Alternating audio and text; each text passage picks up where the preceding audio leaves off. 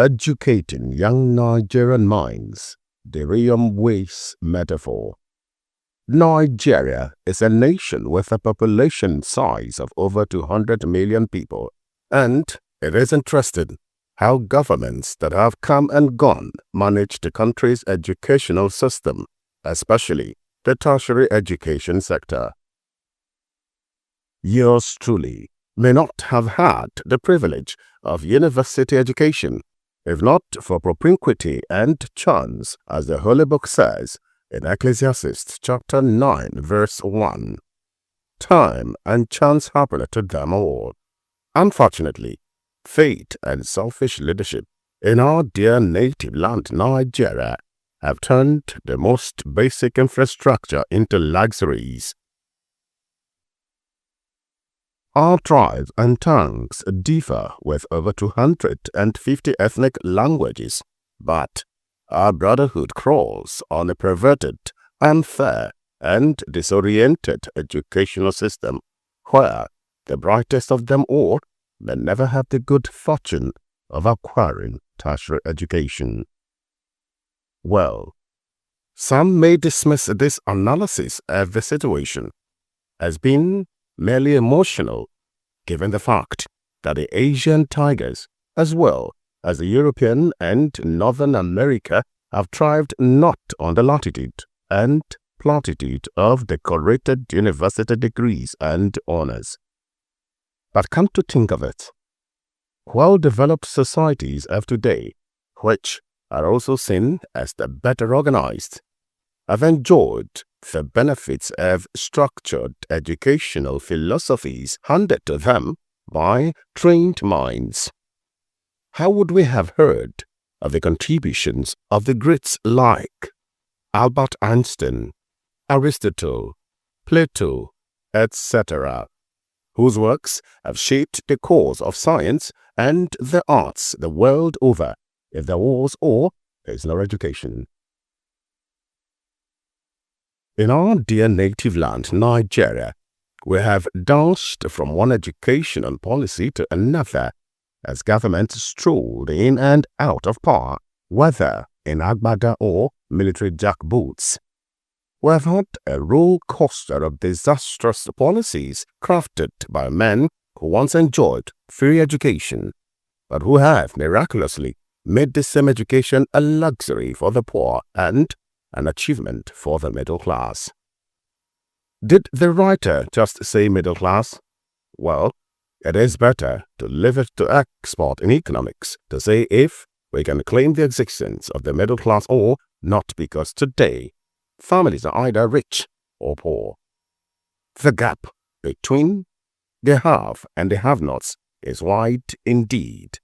And even though we cannot completely rely on statistics by the National Bureau of Statistics (NBS), the figures give us an idea of the fact that poverty and lack literally walk on our forelegs in nearly all the cities of the Federation. Educational policies in Nigeria without human face have made opportunities even slimmer. To a large extent, this has brought the truth of Ecclesiastes chapter 9 verse 1 into an interesting vivid reality. From the post-independence era, when we began to rule ourselves, each of the 3 regions of the country developed its own educational policies and systems as a result of the 1952 Education Ordinance.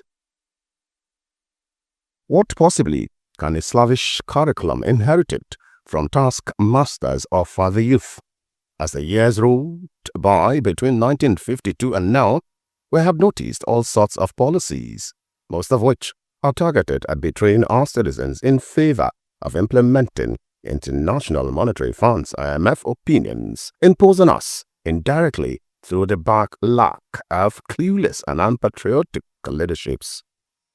Education, which is the bedrock of any society, has been hugely commercialized. Humongous sums of money are implicitly levied by the universities and other institutions of higher learning in the guise of gaining accreditation for courses by the National Universities Commission (NUC), and the cycle has become endless.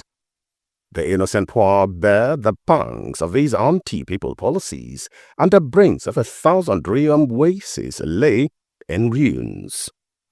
So many of such could be found in our various correctional or rehabilitational centers as convicts or mentally retarded. Others who find themselves psychologically stable, free from a life of crime, are on the streets as petty traders, artisans, or ordinary service providers.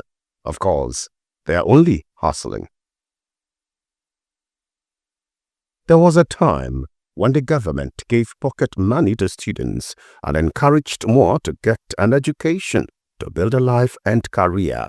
Now, it is the students who pay the government to provide them an education, which has been outsourced through unpatriotic policymakers who are indifferent to the codes of our Constitution and humanity. Our dreams have turned into imaginations and ideas which could change our world, and now shadows of painful history. Nigeria has happened to several Riyom Wases. Some who were lucky to get away through the dangerous routes of the Sahel in search of greater pastures end up dying between Libya and Morocco. Others held within the asylum camps in Italy, Spain, and the United Kingdom have chosen the refuge status over and above returning to the motherland. Nigeria happened to Riyom Wase. In one of the pushbacks to these harsh policies were recorded in 1970s the Ali Must Go riots, in which students of the Nigerian universities vigorously demanded the sack of Colonel Ahmadi Ali, who was a federal commissioner in charge of education. Years later, the same man, now Chief Ahmadu Ali, became national chairman of the People's Democratic Party (PDP) in Nigeria. The link to political party PDP is not an attempt to make this story a subject of political bias, but a pointer to where we began the struggle for inclusive and all-round education of Nigerians. We cannot discuss the failings of society without bringing in the roles played by the political leadership of our time. Time and chance explains the unpredictability of circumstances and unexpected interruptions. That explains the story of a young school leaver, Mr. Riyom Wase from Plateau State, in the north-central part of Nigeria, who came tops in the 9 subjects he sat for during the West African School Certificate examinations in 1995 at the Government Secondary School, Jos. Riyom was a first-class brain whom nature gifted wisdom to excel in academics, and he had his gaze on acquiring at least a university education in any part of Nigeria. But that was not to be his ambition. Was caught short by circumstances outside his control. Riyom ended up on the streets as a commercial motorcycle rider. The sad story of Riyom Wase is the classical example of how a poorly managed economy mixed with greed on the part of leadership has cut short the dreams of thousands of Riyom Wases across Nigeria. Riyom Wase was a 17-year-old Nigerian who scored straight as in 9 subjects. Riyom Wase begged, cried, and searched for sponsorship to any of the university in Nigeria, but the best he could get as support was a letter of introduction to whom and all it may concern, written by a High Court judge of Plateau State, Riyom's home state.